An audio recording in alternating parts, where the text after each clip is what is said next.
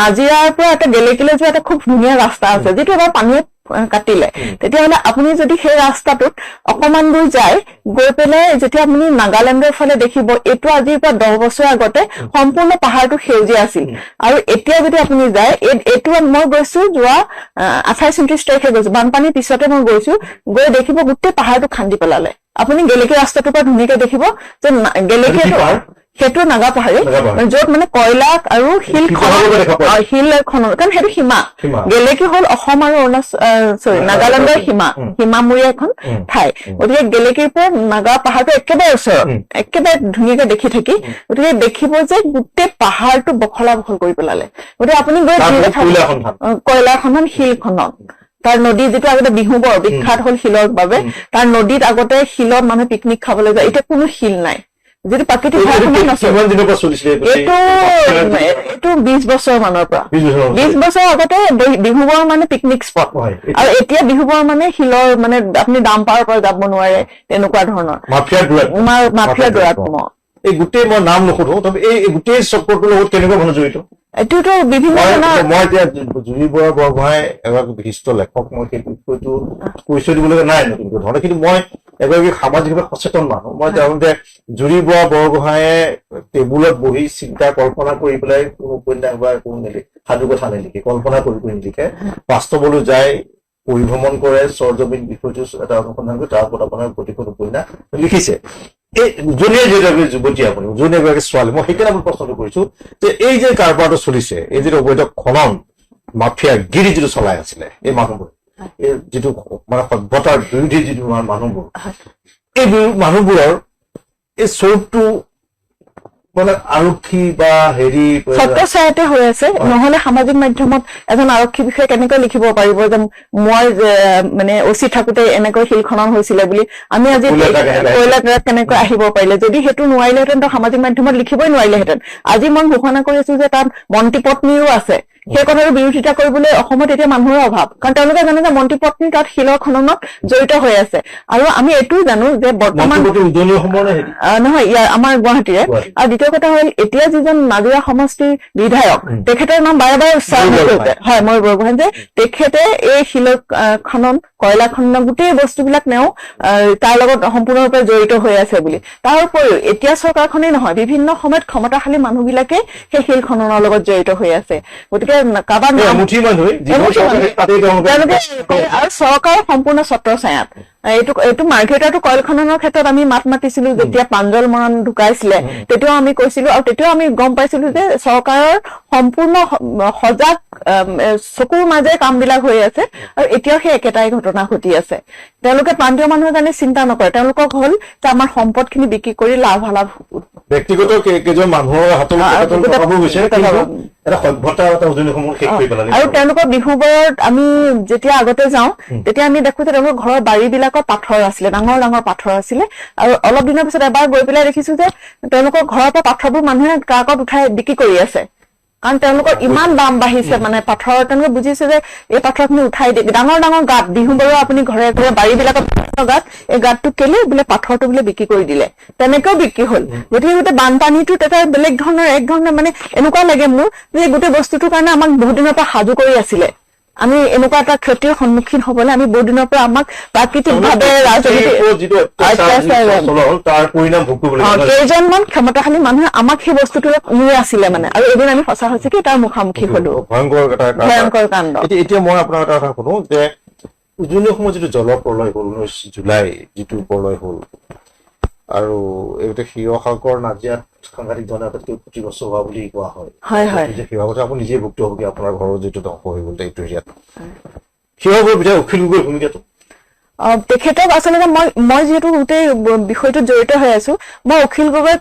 এই গোটেই সময়খিনিত মই অৱশ্যে লগ পোৱা নাই মই যিমানখিনি গাঁৱলৈ গৈছো বা য'ত আমি গম পাইছো যে তেখেতে খুব সহায় কৰিছে বুলিয়ে গম পাইছো মই যিহেতু ব্যক্তিগতভাৱে তেওঁ ফাণ্ডতো পইচা দিয়া নাই আৰু দ্বিতীয় তেওঁ ফাণ্ডৰ পৰা মই পইচাও লোৱা নাই আৰু তেখেতৰ লগত মই কামো কৰা নাই মানে তেখেতে বেলেগ ধৰণে কৰি আছে আৰু আমি ব্যক্তিগত মানে আমি কেইজনমান মানুহে 5-6জন মানুহে একেলগে কাম দেখি আছে গতিকে কিন্তু মই গাঁওবিলাকত গৈ গম পাইছো যে তেখেতে খুব কাম কৰিছে খুব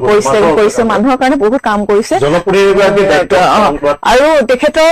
তেখেতক ব্যক্তিগতভাৱে মই ভালকে নাজানো কাৰণ মোৰ লগত যোগাযোগ তেনেকে নাছিলে কিন্তু মই জোনমণি দাসৰ এটা যেতিয়া ঢুকাইছিলে তেতিয়া তেখেতৰ পৰা সহায় বিচাৰিছিলো তাৰ কথাটো উপলব্ধি কৰি যেতিয়া পইচা লগে লগে দি দিছিলে জোনমণি দাসৰ পত্নীক তেতিয়াৰ পৰা মই তেখেতৰ প্ৰতি মোৰ এটা শ্ৰদ্ধা আছে আৰু মই জানো যে তেখেতে অন্তত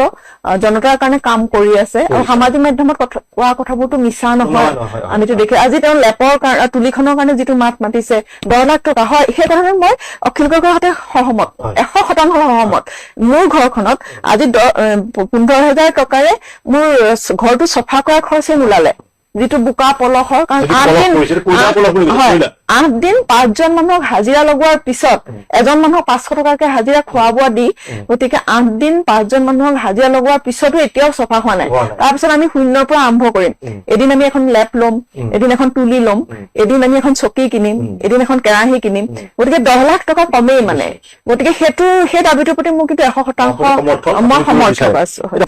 মানে শিৱসাগৰ মেছাগৰ খুব ভাল জেগা আগতে আহোম যুগৰ মেছাগৰ মাদুৰীৰ মাটি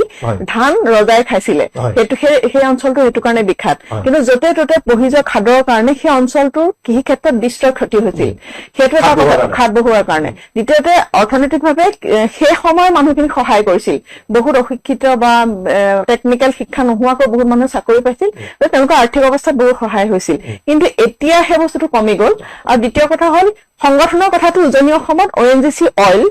এইকেইটাৰ কাৰণে যে অসমত সংগঠন বেছি সেইটো 100% শুদ্ধ আৰু হয় CSR ফাণ্ড বুলি যিটো ফাণ্ড থাকে সেই ফাণ্ডটোৰ গইনা লৈ বিভিন্ন দল সংগঠনে বিভিন্ন ধৰণৰ অনুষ্ঠান পাতে এতিয়া মই আপোনাক এটা সৰু অভিজ্ঞতা কওঁ এইটো আমাৰ ৰাইজৰো জানক এবাৰ মোক এটা অনুষ্ঠানলৈ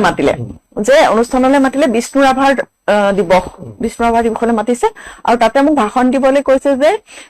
বিষ্ণু ৰাভাৰ সাম্যবাদৰ আদৰ্শৰ ওপৰত মানে দৰ্শন আৰু আদৰ্শ এনেকুৱা এটা টান আছিলে মই এতিয়া বিষয়টো পাহৰি গৈছো সম্পূৰ্ণ কিন্তু সাম্যবাদৰ ওপৰত আৰু মোক মানে যিটো ভাষণ দিব কৈছে এটা জটিল বিষয় মই 10 দিনমান পঢ়া শুনা কৰি অনুষ্ঠানটোলৈ গলো এখন প্ৰান্তীয় গাঁও এখনত আৰু তাৰ ওচৰত অইলৰ অফিচ আছে মই গলো আৰু ভাষণ যেতিয়া মোক সময়টো দিছিলে আবেলি 2টা বজাত অনুষ্ঠান 4টা বজালৈকে আৰম্ভ হোৱা নাই 4টা বজাত কৈছে ষ্টেজত এতিয়া ৰছী টনাটনি খেল আৰু গাঁৱৰ মহিলাসকলে ৰছী টনাটনি খেলিছে মই আৰু অলপ খঙালেই চবেই জানে যে মই খুব মানে খুব এনেকুৱা অভিযোগ নকৰিলো কিন্তু মই লগে লগে মঞ্চ ত্যাগ কৰিলো মানে সভাগৃহ ত্যাগ কৰি গুচি আহিলো তেতিয়া মই সুধিছো যে তোমালোকে এই অনুষ্ঠানটো কিয় পাতিছিলা কৈছে আমি CSR ফাণ্ড পাইছিলো এইটো কাৰণে পাতিছিলো গতিকে এই ধৰণৰ কাম কিছুমান হৈ থাকে সেইটো আমি স্বীকাৰ কৰো মানে যিটো ধৰক অকল সেই পইচাটোৰ কাৰণে মই নিজে এইটো অভিজ্ঞতাটো আছে চান্দা আৰু আমাৰ এতিয়া উজনি অসমত বিখ্যাত আৰু সংগঠন এতিয়াতো বহুত কমি আছে কিন্তু বহুত সংগঠন আছে আৰু এইটোৱে মানে গোটেই শিক্ষা ব্যৱস্থাত প্ৰভাৱ পেলালে ল'ৰাটোৱে যদি শৈক্ষিকভাৱে আগবাঢ়ি যাব পৰা নাই তেতিয়াহ'লে সি কি কৰিব সংগঠনত কৰিব যে এতিয়া এনেকুৱা হ'ল যে ফুল টাইম সংগঠন কৰো ফুল টাইম জব কি মানে কৈছে মই ফুল টাইম সংগঠন এইটোৱে কিন্তু অৰ্থনৈতিকভাৱে এটা সময়ত সহায় কৰিছিলে কিন্তু কৃষি খণ্ড মানে আমাৰ ফাৰ্টিলিটি যিটো মানে আছে মাটিৰ যিটো মানে গুণাগুণ সেইটো বহুতখিনি প্ৰভাৱ পেলালে দ্বিতীয় ছাত্ৰসকলক বিশেষকৈ এই সংগঠনৰ গইনা লৈ বহুত মানুহ ধনী হ'ল বহুত মানুহে পঢ়া শুনা আধাৰ শেষ কৰিলে বহুত মানুহে ইজি মানিৰ পিছত দৌৰিলে ইয়াৰ প্ৰভাৱটো কিন্তু বহুত আছে কিন্তু ইয়াৰ পৰা যদি ONGC অফিচটো উঠাই লৈ যায় তেতিয়াহ'লে উজনি অসমৰ অৰ্থনীতিটো যে বহুত ধৰণে প্ৰভাৱো পৰিব সেইটো কিন্তু এটা ডাঙৰ কথা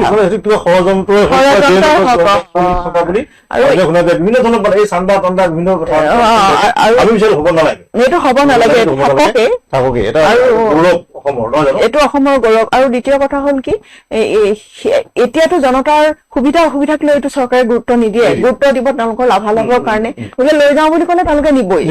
তাত কোনো মানুহে কান্দা কাটা কৰি আন্দোলন ধমকি কৰি অফিচটো ৰাখিব নোৱাৰে আচলতে যদি আমি বিচাৰিম যে হ'ব নালাগে আমি বিচাৰিম যে হ'ব নালাগে থাকক অফিচটো এতিয়াও বহুত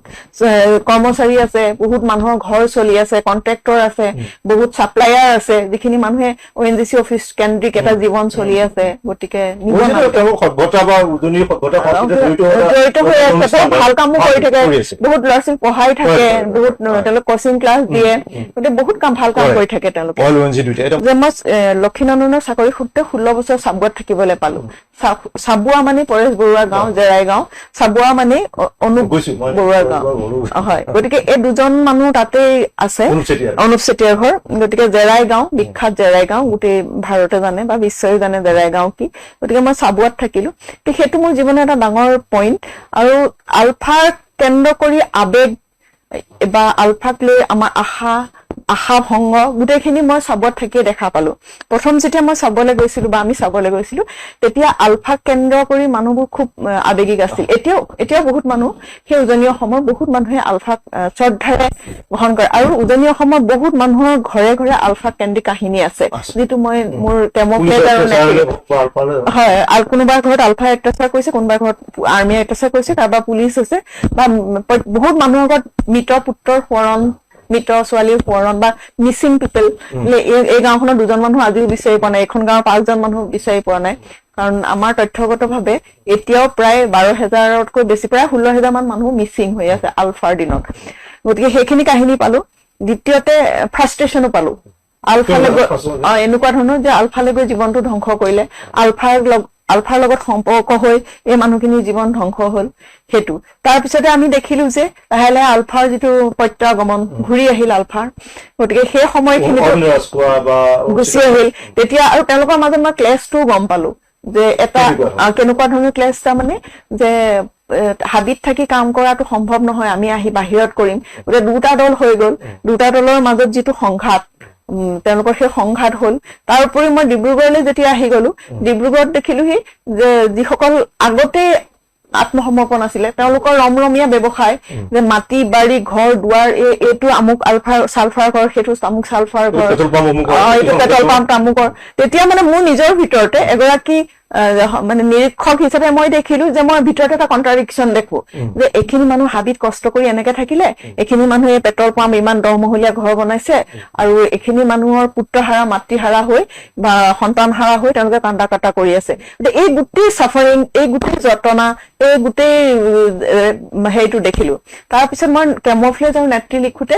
এই তেওঁলোকৰ মানুহখিনিকো খুব একেবাৰে ওচৰৰ পৰা লগ পালো গতিকে তেওঁলোকৰ অবৈধ সন্তান আৰ্মিৰ দ্বাৰা ধৰ্ষিত নাৰী আৰু 22জন গোটেই আপুনি জানিব বা আমাৰ অসমৰ মানুহে জানে পৃথিৱীৰ কোনো বিপ্লৱত নোহোৱা ঘটনা এটা অসমৰ ক্ষেত্ৰত হৈছিল আলফাৰ দিনত যেতিয়া ভূটান আক্ৰমণ হৈছিলে ভূটান আক্ৰমণত হেৰাই যোৱা 22জন মানুহ আজিলৈকে নাই আৰু তেওঁলোকৰ মানুহ কেইগৰাকী আজিও শিৰত সেন্দুৰ লৈ থাকে এইটো কোনো পৃথিৱীৰ বিপ্লৱৰ ইতিহাসত নাই আজিও তেওঁলোকে ভাবে যে সেই মানুহকেইজন ঘূৰি আহিব আৰু এই ঘূৰি অহাৰ এইটো ৰৈ থকাও বহুত বছৰ হৈ গল যিটো মানে কোনো কিমান আমাৰ বিপ্লৱ হৈছে কিমান আমাৰ ভাৰততে কিমান এলটিটি বিপ্লৱ হৈছে আমাৰ ধৰক নক্সাল বিদ্ৰোহ হৈছে ভাৰত আন্দোলন হৈছে বিভিন্ন ধৰণৰ ইনচাৰ্জেন্স বিপ্লৱ হৈছে বা বিশ্বতো বিভিন্ন ধৰণৰ হৈছে কিন্তু 22গৰাকী মহিলাই শিৰত সেন্দুৰ লৈ আজি পৰ্যন্ত ভূটান আক্ৰমণৰ পৰা আজি পৰ্যন্ত স্বামী জীয়াই আছে বুলি আৰু তেওঁলোকে সন্ধান নাপালে তেওঁলোক মৰিলে নে জীয়াই আছে নে তেওঁলোক ক'ত আছে আৰু দৃষ্টিত সেইসকল কি হল তেওঁলোকতো মৰিলে তেওঁলোকক মাৰি পেলোৱা হল কিন্তু সেই তথ্যটো ভাৰত চৰকাৰ বা অসম চৰকাৰে আজিলৈকে স্বীকাৰ নকৰিলে আৰু যদি নাই মৰা তেওঁলোক ক'ত গ'ল তেতিয়াহ'লে আমিওতো সেই প্ৰশ্নটো সুধিবলৈ সেই তাৰে 11গৰাকী মহিলাক মই অকলে ইণ্টাৰভিউ লৈছিলো আৰু তেওঁলোকে মানে কয় যে ঠিক আছে মৰিলেও আমি গ্ৰহণ কৰিম যে তেখেতসকল মৰিল কিন্তু আমাকতো কোনেও জনোৱা নাই তেখেতসকল মৰিল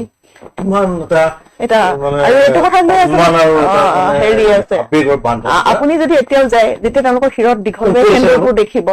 আছে আমাৰ ডিমৌতো আছে তাৰপিছতে শিৱসাগৰত কেইবাগৰাকীও আছে কাকপথাৰত আছে গুৱাহাটীতো আছে গুৱাহাটীৰ যিগৰাকী বাইদেউ মই লগ কৰিব আহিছো তেখেতৰ কথা মই সন্মানেৰে পাওঁ কিন্তু মোৰ মানে হেৰি লাগিছে তেখেতে এখন নাৰ্ছিং হোমত ষ্ট'ৰ কিপাৰ আৰু তেখেতে সেন্দুৰ লৈ বহি থাকে মই সুধিছো যে আপুনি সেন্দুৰটো কৈছে মোৰ মানুহজন এদিন ঘূৰি আহিব 22-23 বছৰ মানহে হৈছে হেৰাই যোৱা 23 বছৰ এগৰাকী মহিলাই তেওঁৰ বিপ্লৱী স্বামী ঘূৰি আহিব বুলি অপেক্ষা কৰি থকাটো এইটো ইতিহাসতে নাই কোনো পৃথিৱীৰ ইতিহাসত নাই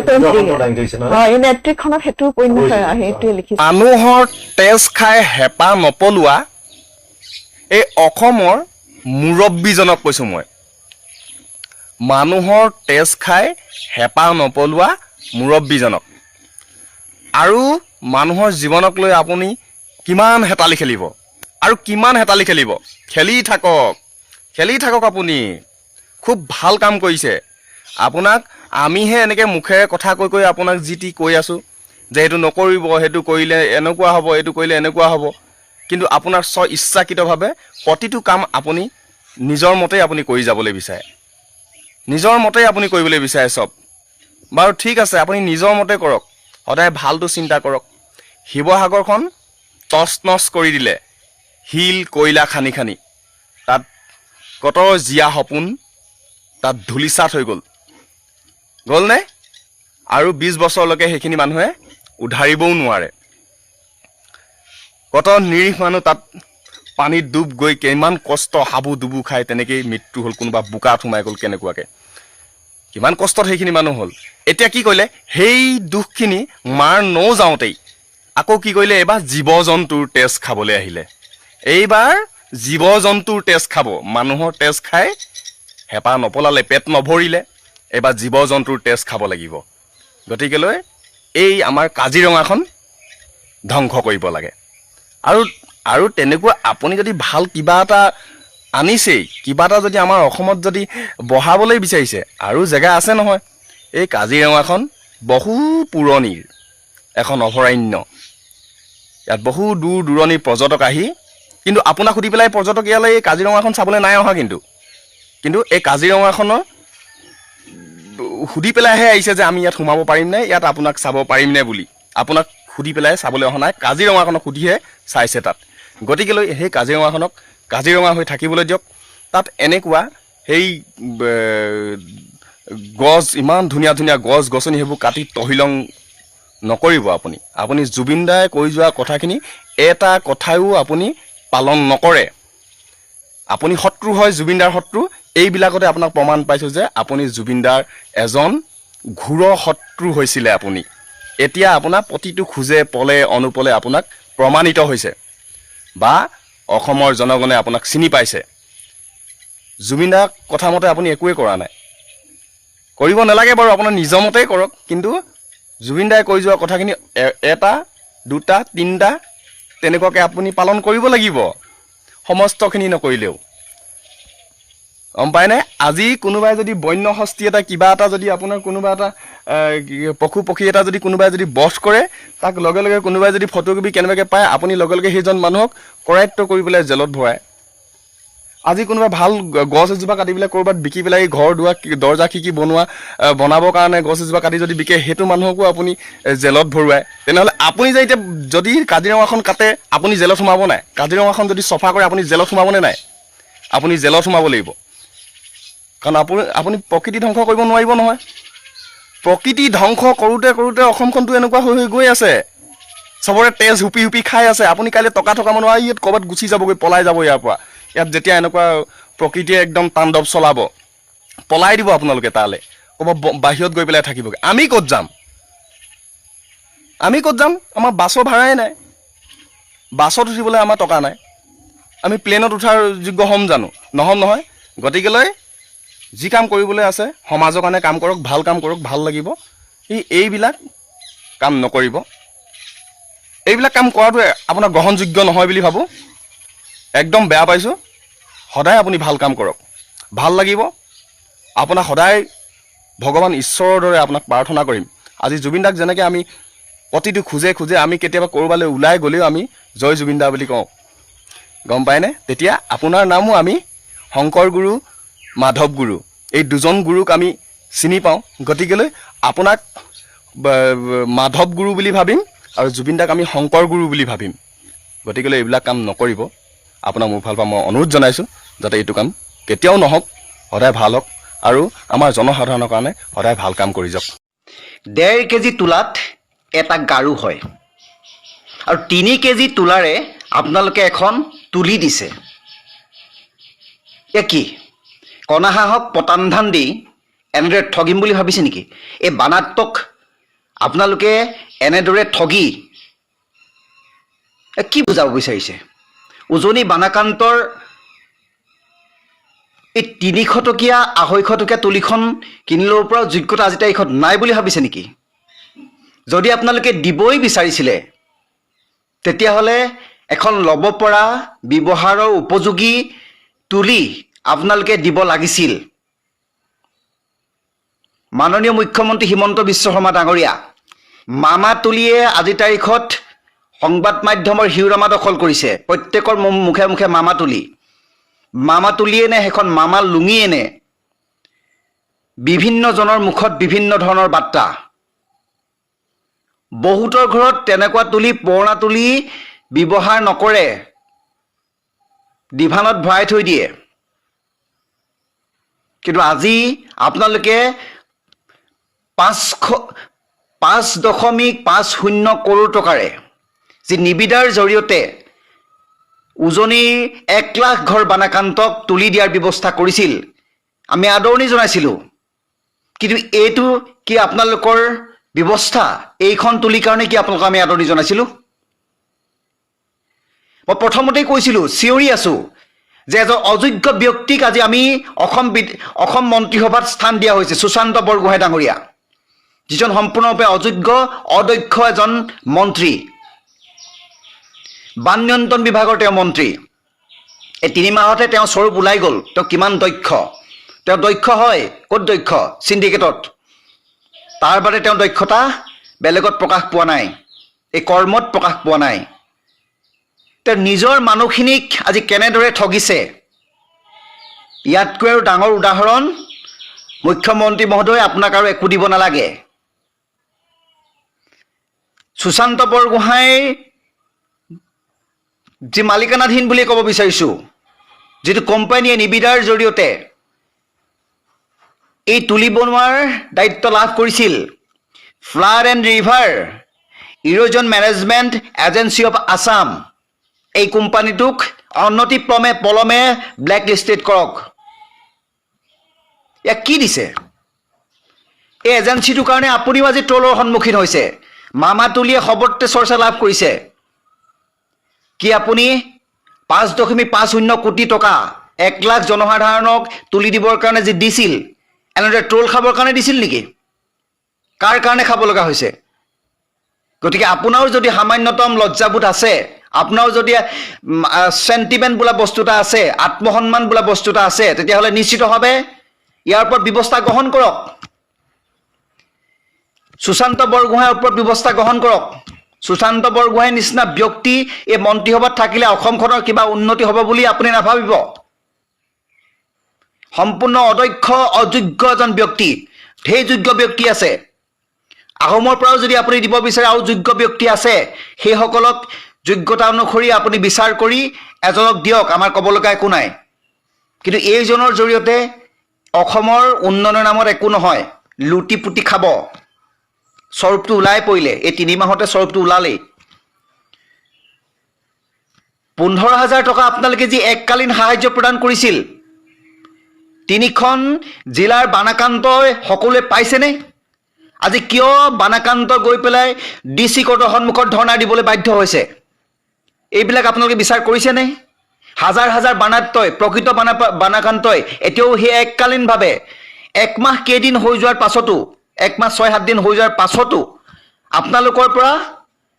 সেই যি এককালীন সাহায্য পাবলৈ সক্ষম হোৱা নাই। এইটো এককালীন হৈ থকা নাই। 1 মাহ হৈ যোৱাৰ পাছত আৰু এইটো এককালীন হৈ থাকিবলৈ সময় নাই। গতিকে তাৎক্ষণিকভাৱে জিলা প্ৰশাসনক আপোনালোকে হেঁচা প্ৰয়োগ কৰি তাৎক্ষণিকভাৱে প্ৰত্যেকজন বানাক্ৰান্তই যাতে 15,000 টকাটো পায় তাৰ সুনিশ্চিত ব্যৱস্থা কৰক। শিৱসাগৰ যিজন DC অপ্ৰিয়ল সত্য, তেওঁ কিন্তু দক্ষ নহয়। আমি মানি ল'বলৈ বাধ্য হৈছোঁ তেওঁ দক্ষ নহয়, তেওঁ দক্ষতা প্ৰমাণ কৰিব পৰা নাই। গতিকে আপুনি DC কো বাৰণ কৰাব লাগিব তাৎক্ষণিক